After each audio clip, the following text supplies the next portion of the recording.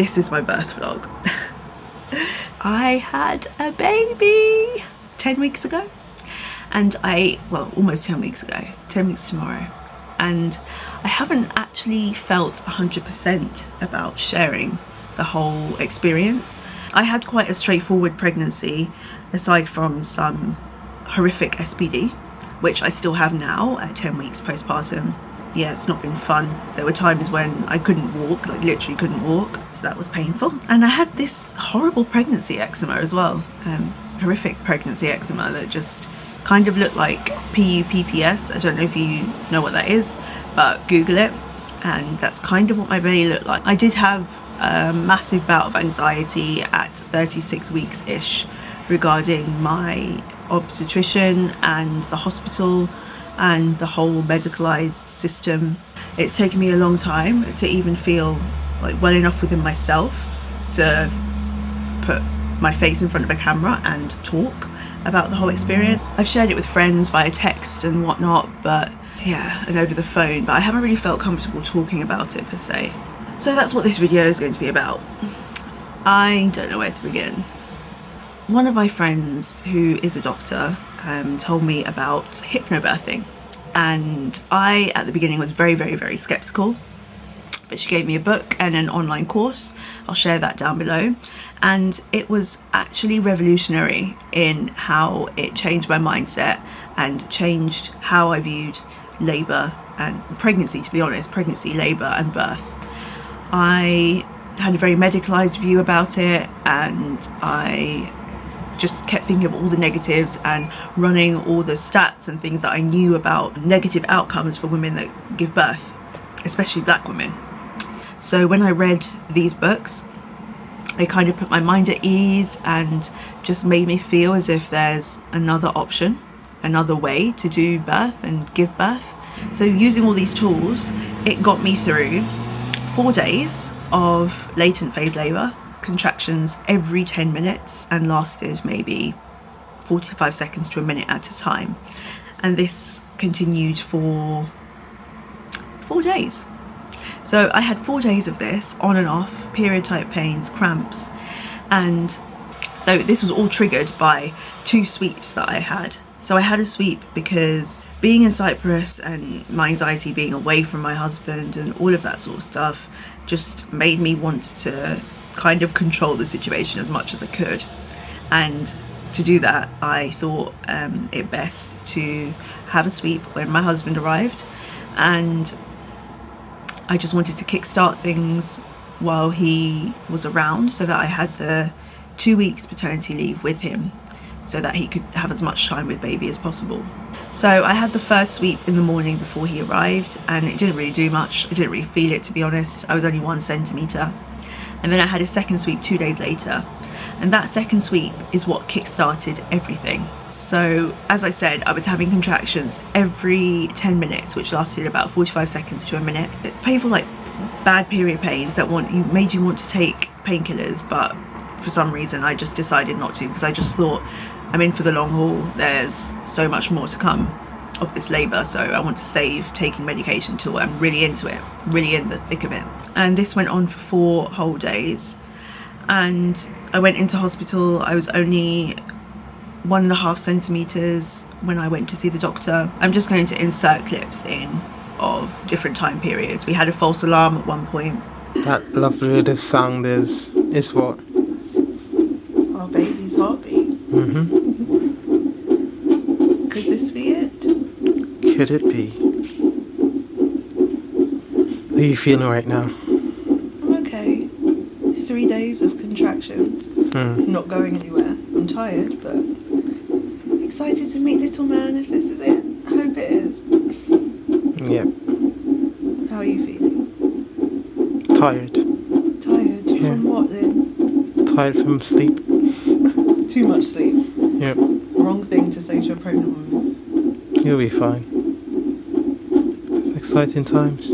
Yeah, I'd only got to 1.5 centimetres, so at that point he said to me, we can either let you continue like this, continue having contractions every 10 minutes. It was on the CTG, you could see it, and see how long it takes for things to really get going, or we can help you along with a pessary.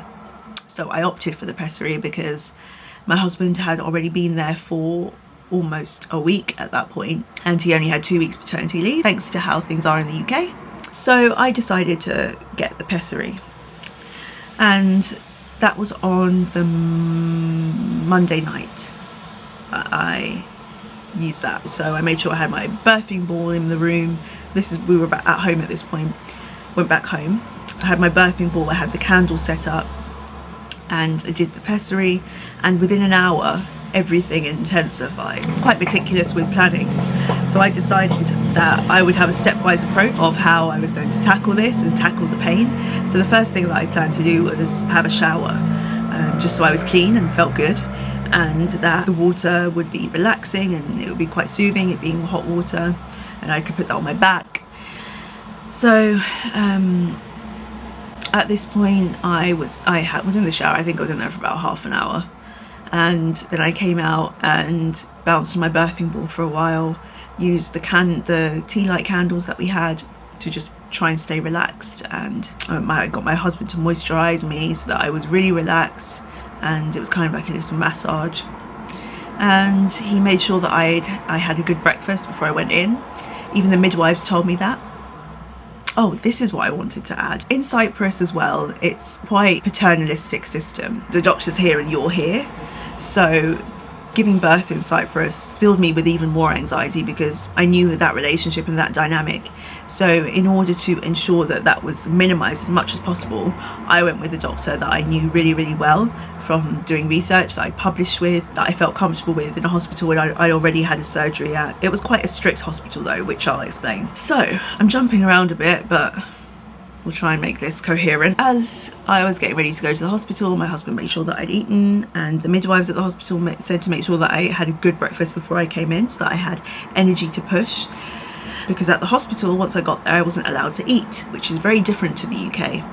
Unless you're having a C-section, or in some hospitals an induction, you can eat. So I was a bit shocked that I couldn't even have water. I was on a drip.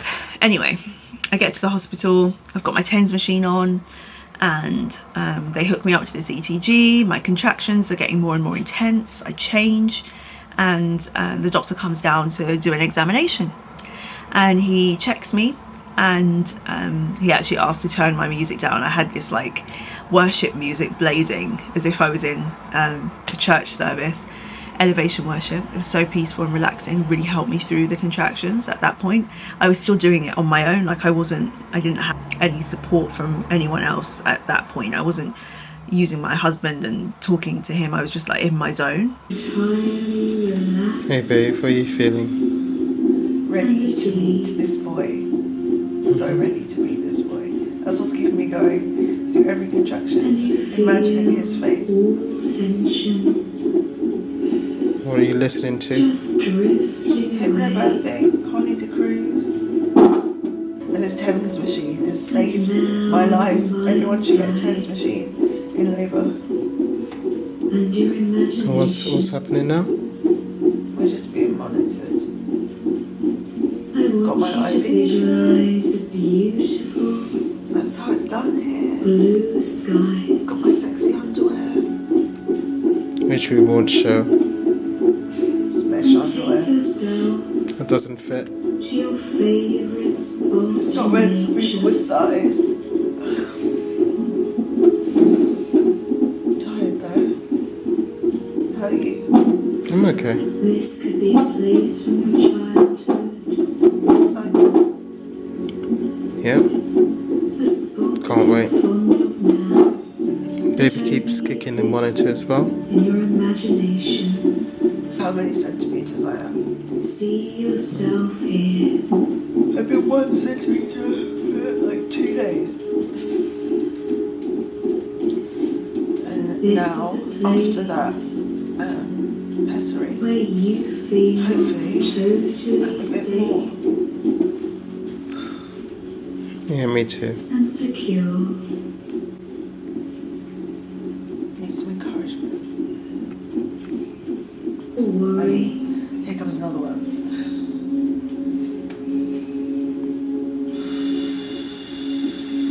place where you can enjoy the wonderful feeling of being yourself.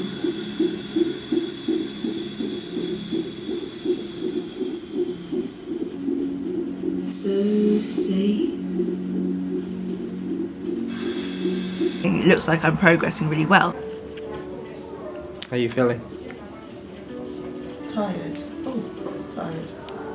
Don't have sex. We get pregnant. Be in this situation.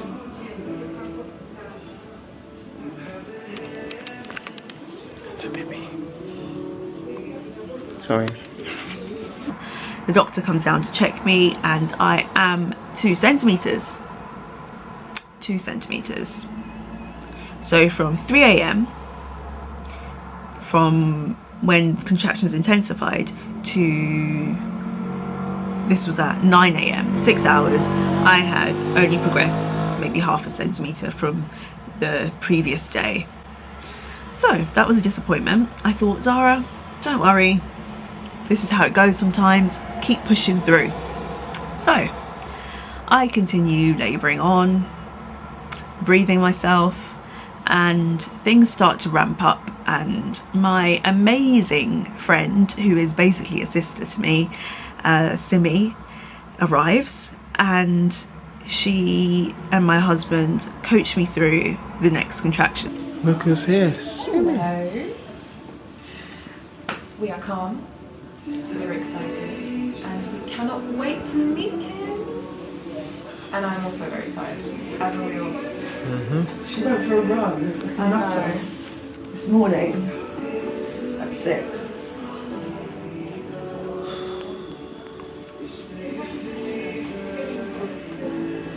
They are at like 99 on the CTG and ramping up immensely. So we're doing our breathing exercises. I'm still not on any pain relief. I think I took a paracetamol at home actually before I left, but it did help. It took the edge off for the car ride. That's the reason I took it, for the car ride to the hospital. I am there labouring through, and they're offering me pain relief, and I'm saying I'm fine, I can do it. They asked me how bad the pain is. In my head, it's like a 10 out of 10, and I'm telling them, oh, it's a 6. I'm fine, I can do this. I got this, don't worry. You don't need to offer me anything. And I'm breathing through. I'm holding on to my birth partner's either arm, walking around and trying to keep things moving, because from everything that I had read from hypnobirthing and videos that I watched, it said keep moving, don't be stationary. But all I wanted to do was literally just curl up on my side in a ball. I wanted to lay down. I wanted to lay on my back, on my sides, and they had a rule in the hospital where I had to be on the CTG for an hour and off for 45 minutes. Hour 45, hour 45. So I didn't really like being hooked up, but I didn't mind laying down, but I didn't want to be hooked up and feel restrained. I still had to anyway. So another 2 hours pass, doctor comes back, checks me, and I am 3 centimetres.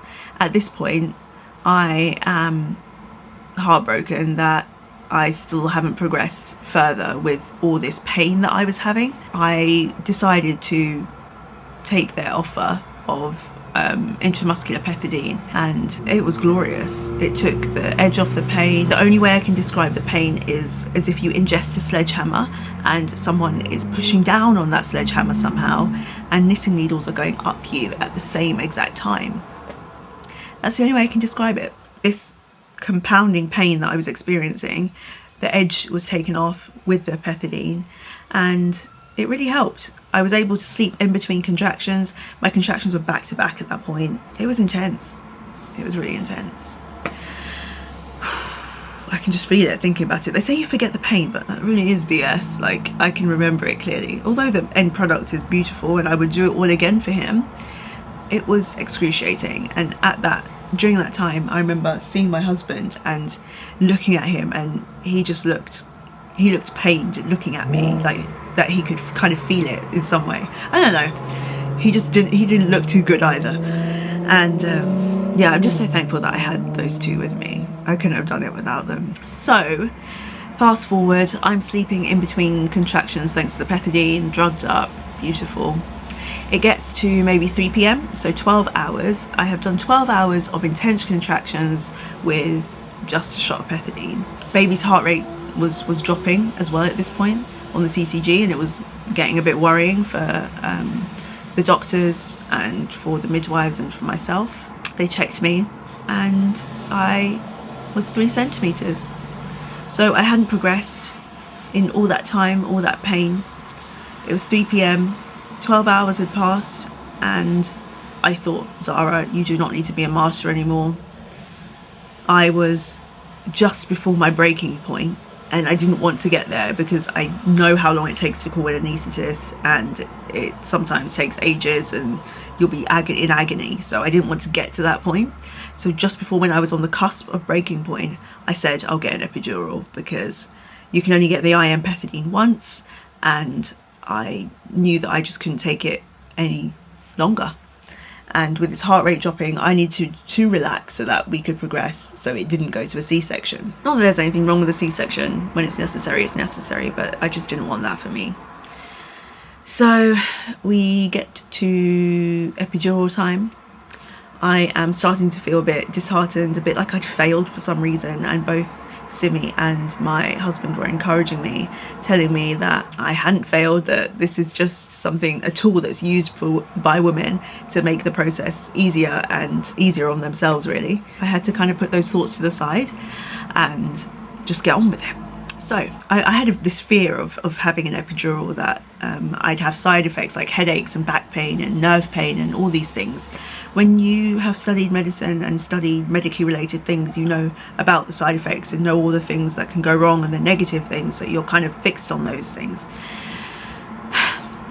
I move to the epidural room. They say that I'm not allowed to have my husband there, and I beg them to let him stay there just so I can have someone to focus on and someone familiar. The anaesthetist was amazing, absolutely amazing. He coached me through everything, told me exactly what he was doing, explained everything like in medical details, so that I felt even more at ease. And it was like a bee sting, like a very sharp bee sting for the local anaesthetic, and then you don't feel the injection. And when that epidural touches your system, it is glorious, absolutely glorious. I'm not even exaggerating. I felt a wave of euphoria come over me after being in that intense pain, to go from that peace. Oh, it was beautiful. And they decided to start me on oxytocin to get things moving, and the baby's heart rate kept dropping. This was a bit scary. Oh, also, midway through, my epidural wore off. Before the 2 hours of sleep, my epidural wore off, and they had to top me up. I was like, mate, I can feel the sledgehammer again. You need to top it up. It's horrible.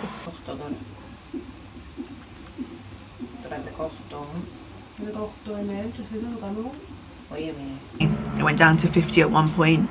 Doctors panicked, I panicked, and the midwives panicked. They called him, my obstetrician, and he said to stop the oxytocin. His heart rate recovered, baby's heart rate recovered, but they decided to let me kind of progress on my own and see where things would go.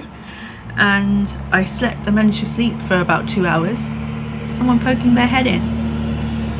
Do you want to come in and share my birth story? Well, baby's birth story. Give me later. He was there. I was there. You can't even see you just look like a shadow.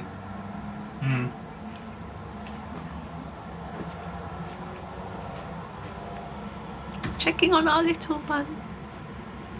I think my voice, like talking so loudly, is keeping him asleep. Really? Yeah.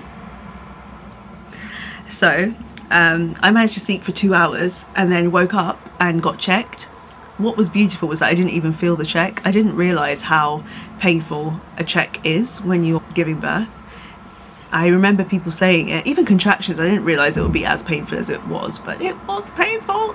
That plus the checks. It's literally like, I know it's just a finger or two, but it literally feels like someone's whole wrist is up you, in your cervix, up in there. And I remember feeling that and thinking, how on earth is a child gonna come out of there like that way? So I had another check, didn't feel it, beautiful. And guess how many centimetres I was? 7 centimetres. I was so happy at this point. 7 centimetres, loving life, and they decide to start prepping the room. I remember the bed going up, and then putting my legs in the stirrups. I forgot what it was called then. I then remember the monitor beeping as baby's heart rate was going further and further down, and I remember thinking, this is going to a C-section. I'm getting cut open today. That's what's about to happen. From when I needed the epidural, I just made peace with myself, my inner self, that this might turn into a C-section for some reason. People are panicking even more, and then they put me on oxygen and tell me to just keep breathing. Take deep breaths in, Zara, take deep breaths in. I remember that, and the midwives were amazing. They were like my cheerleaders getting me through this. So encouraging and friendly, and I had my birth partners, Simi's filming, and then the paediatrician arrives, Emily, she's so lovely. They check again, I'm 8 centimetres, and then there's a split second, and I can't believe what's happening. The doctor's like, you're crowning. His head's there, and I just remember it so clearly. I remember the doctor saying to me, do you want to feel his head? And I just put my hand out, and I felt his head, and it was the most beautiful thing, honestly. It felt really squidgy though, and I could feel his hair, and I remember, he has hair, turning to live. I didn't know what I was expecting, a boy child, not with my hair, but yeah. And I felt he was there. It was insane. And they said, Zara, now you need to push. And I remember thinking, how on earth am I meant to push when I cannot feel anything? Doctor tells me, push like you're making caca. Okay, push like I'm doing a poop, right? I push. Have they catheterized me? So I end up peeing all over the doctor. All over the doctor that I have done research with. All over the doctor that I know from a professional standpoint as well. Yep, that's what happened. So I pee everywhere. He cusses in Greek, cusses the nurses. And then they catheterize me, which is very pleasant. And well, I couldn't feel it anyway, but it hurt up until like week 5 after down there. I don't know why. And anyway, we do some practice pushes. I do it with the contraction. He says to do it with the contraction. I can still feel the tightening. Well done, Zara. Well done, Zara. Well done, Zara. Keep going. Down, like a can, down. Deep breathe and down. Down. More strong. Okay. Well done. And you push also with her, huh? Yeah. Well You done. have to push also. Okay. So when she is ready to push, you push the head up. You hold it in her head. Okay. All right? So it's more comfortable. Long story short, first push, his head is out. Second push, they see his cord is wrapped round his neck twice, which explains why he wasn't descending properly and why I needed oxytocin and needed all these things to help him come down, because he was just constricted and trapped, and why his heart rate was dropping, and why the whole situation was dire. And when I heard the cord was wrapped around his neck twice, I literally thanked God that he got here safely. Once my doctor saw that the cord was wrapped around twice, I got and he just kind of flopped out. The doctor put him on my chest, and I remember just I thought I was going to be this emotional, tears streaming, crying, and Lynn would be crying and tears streaming. He had tears in his eyes and was very teary, but I was just in shock. They put this baby on me, which was mine. He had hair. I could only see his back at this point. I remember it. He was all grey and slimy and covered in gross things. And I remember thinking, wow, this baby is mine. Although he was gross and weird looking, as in covered in blood and grey, I just remember thinking, you are the most beautiful thing in the world to me. This baby that I've carried for 9 months is now out and here, and I can hold him and touch him. Oh, it was the most beautiful feeling. Complete and utter shock. I remember shaking, and as he came out, he did a massive crap all over the doctor. So not only had my doctor had to change his scrubs because of my pee, he had to change it because of the meconium that went all over him. But he said it was fine. And then baby did a pee on me, so we knew that his waterworks and bowel works were all working normally. I think I'm pregnant. Oh my gosh, I'm gonna have a baby. I'm gonna have a baby. Here is the t-shirt that I'm gonna wear on video to my husband now and see if he notices. Oh, Lynn, are you crying? You're gonna be a daddy. You're gonna be a grandma again. You are? What? So I might need you around in February. Why? Oh my god, you're pregnant. Oh my god, you're pregnant. Are you pregnant? I am. Oh, Here's my bum. My little baby is in here. It's like it's quite large now. Can you see the bum? Is it noticeable? 2, 3. Well done, Zara. Keep going, Zara. Keep going, son. Keep pushing.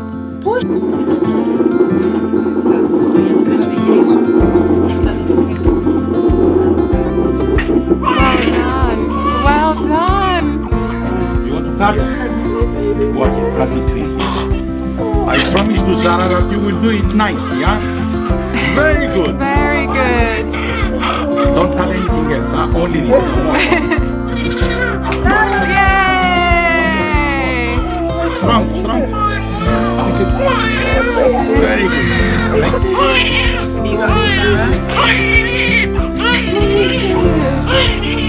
Oh my god, guys. Your parents, congratulations. How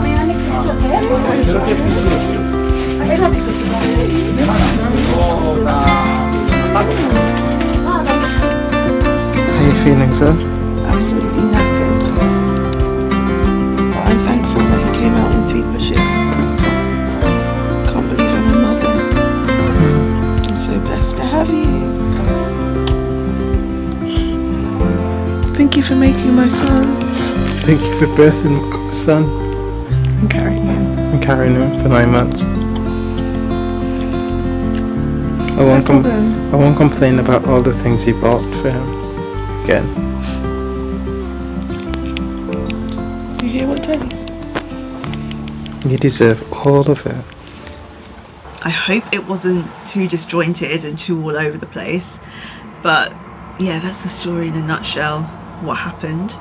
It's an amazing whirlwind, and I think I took a long time to share because it didn't go the way that I planned it and hoped it would go. Like, I didn't really want to get an episiotomy.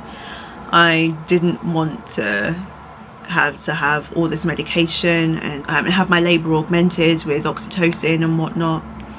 But what matters is that he got here safely, that both of us survived, and we're both healthy and together.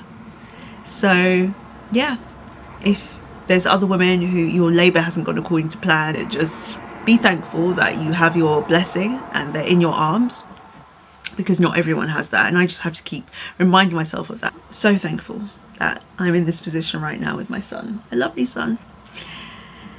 So yeah, thank you guys for watching. I hope it's been a good video and you enjoyed the clips. See you in the next one. Bye.